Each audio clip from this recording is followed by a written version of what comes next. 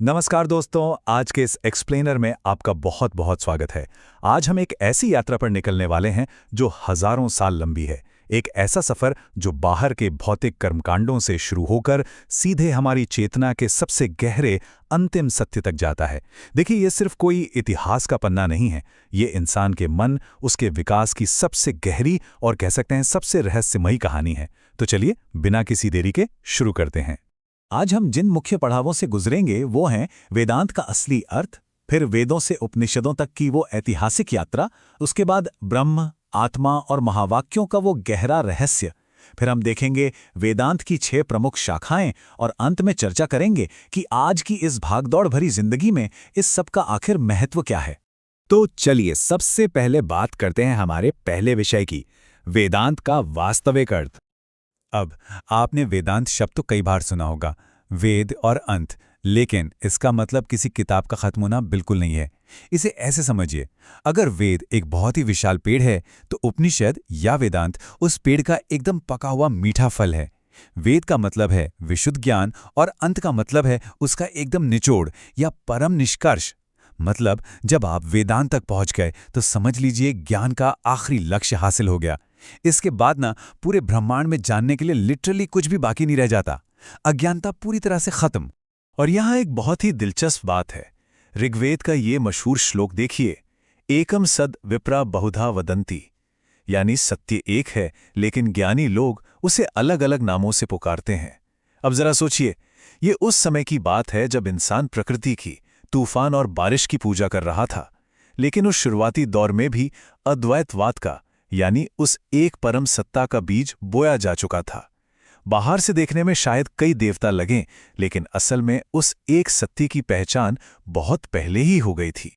आगे बढ़ते हैं हमारे दूसरे हिस्से की तरफ, वेदों से उपनिषदों तक की ये शानदार यात्रा। अब हम जरा इस टाइमलाइन को देखते हैं। ये पूरी जर्नी बहुत ही लॉजिकल है। शुरुआत होती है संहिताओं से, जहां प्राकृतिक शक्तियों की पूजा हो रही है। फिर आता है ब्राह्मण काल, जहां थोड़े मैकेनिकल यांत्रिक कर्मकांड और यज्ञ शुरू हो गए। लेकिन फिर इंसान का मन वहां भी नहीं रुका, वो बढ़े आरण्यक की तरफ और अंततः उपनिषद और वेदांत दर्शन तक पहुंचे। ये पूरा विकासक्रम हमें दिखाता है कि कैसे इंसान का ध्यान बाहर की दुनिया से हटकर धीरे धीरे अपने भीतर की दुनिया, अपनी आत्मा की तरफ मुड़ने लगा। इसमें ना एक बहुत बड़ा टर्निंग पॉइंट है, ये आरण्यक वाला फेस। हुआ ये कि जब कर्मकांड और यज्ञ बहुत ज्यादा जटिल और कठोर होने लगे तो कुछ विचारशील लोग, कुछ साधक जंगलों की शांति में चले गए। अब जंगल में तो वो सारे यज्ञ के साजो सामान थे नहीं, तो उन्होंने क्या किया, उन्होंने बाहरी यज्ञ की अग्नि को अपने मन के ध्यान से बदल दिया। उन्होंने पूरे ब्रह्मांड को ही एक यज्ञ मान लिया। मतलब बाहर की आहुति अब भीतर के ध्यान में बदल गई थी। सच कहूं तो यह कर्मकांड से ज्ञानकांड की ओर एक बहुत बड़ा, एकदम क्रांतिकारी कदम था। और इसी के साथ हम आते हैं तीसरे और सबसे महत्वपूर्ण हिस्से पर, ब्रह्म, आत्मा और महावाक्य। अगर मैं कहूं कि मानव इतिहास की सबसे बड़ी, सबसे माइंड ब्लोइंग खोज क्या है, तो वो शायद यही है। एक तरफ है ब्रह्म, इस पूरे विशाल ब्रह्मांड का कारण, जिसे हम मैक्रोकॉस्म कह सकते हैं, और दूसरी तरफ है आत्मा, यानी हम इंसानों के अंदर बैठी वो शुद्ध चेतना, हमारा माइक्रोकॉस्म। और सबसे बड़ा खुलासा ये था कि ये दोनों अलग अलग हैं ही नहीं। जी हां, ब्रह्मांड की जो नींव है और जो आपके भीतर की चेतना है, वो बिल्कुल एक है। ये कोई मामूली बात नहीं थी, ये सत्य का एकदम परम साक्षात्कार था। और इसी इतने बड़े सच को याद रखने के लिए उपनिषदों ने हमें दिए ये 4 महावाक्य, प्रज्ञानम ब्रह्म, अहम ब्रह्मास्मि, तत्वमसि और अयम आत्मा ब्रह्म। देखने में ये बस 4 छोटे छोटे वाक्य लगते हैं, लेकिन असल में ये मनोवैज्ञानिक एंकर यानी लंगर की तरह हैं। इन्हें ऐसे डिजाइन किया गया है कि ये सीधे हमारी अज्ञानता पर वार करें। आप बस इन वाक्यों को गहराई से समझिए और अचानक आपके सोचने की सारी सीमाएं टूट जाती हैं। आपको महसूस होता है कि आप सच में उस अनंत चेतना का ही हिस्सा है। चलिए अब बढ़ते हैं हमारे चौथे विषय की ओर, वेदांत की 6 प्रमुख शाखाएं। अब यहाँ एक बहुत ही जायज सा सवाल उठता है, अगर अंतिम सत्य सिर्फ एक ही है तो फिर ये 6 अलग अलग दार्शनिक शाखाएं कैसे बन गईं? है ना ये कमाल का पैराडॉक्स। मतलब सोचिए, स्रोत एक ही है, ग्रंथ वही उपनिषद हैं, लेकिन अलग अलग आचार्यों ने उन्हें पढ़ा और बिल्कुल अलग अलग निष्कर्ष निकाल लिए। ये अपने आप में बहुत ही दिलचस्प बात है। अगर हम इस टेबल को देखें तो ये सारी भारी भरकम दार्शनिक बहसें एकदम साफ हो जाती हैं। ये एक पूरे स्पेक्ट्रम की तरह है। इसके एक किनारे पर हैं आदि शंकराचार्य और उनका अद्वैत, जो कहता है कि ये दुनिया महज एक भ्रम है, इल्यूजन है। और एकदम दूसरे किनारे पर हैं आचार्य मध्व और उनका द्वैत दर्शन, जो बिल्कुल दावे के साथ कहता है कि नहीं भाई, दुनिया पूरी तरह से वास्तविक है। और इन दोनों के बीच में रामानुज, निम्बार्क, वल्लभाचार्य जैसे कई और महान विचारक आते हैं। हर कोई ईश्वर, इंसान और इस दुनिया के रिश्ते को अपने अपने लॉजिक से समझाता है।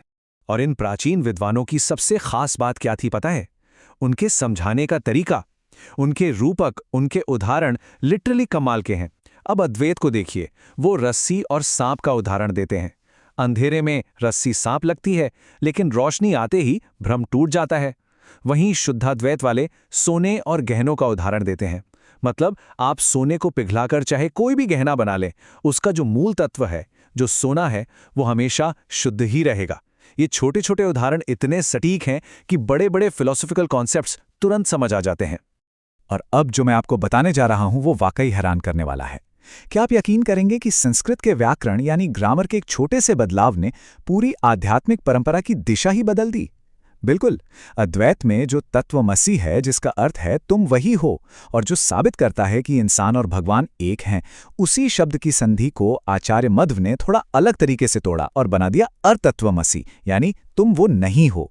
बस एक व्याकरण के खेल से भगवान और इंसान के बीच हमेशा के लिए एक लकीर खींच दी गई। सच में ये उस जमाने की बौद्धिक आजादी का एक बेहतरीन नमूना है।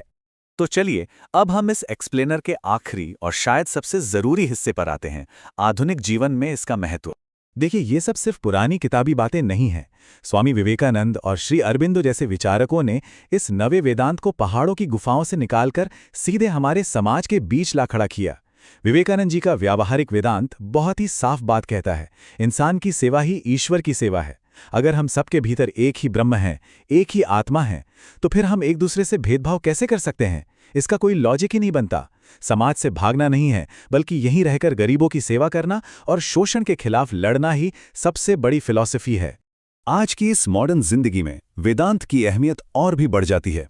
आज हमारे पास अपार टेक्नोलॉजी है, सूचनाओं की बाढ़ है, लेकिन फिर भी हम एक तरह के एग्जिस्टेंशियल ड्रेड यानी अस्तित्वगत शून्यता और खालीपन से जूझ रहे हैं। ऐसे में वेदांत हमें एक बहुत ही मजबूत सहारा देता है। ये हमें बाहर के इस अंधी अंतहीन दौड़ से निकालकर वापस अपने भीतर की शांति की ओर मोड़ता है।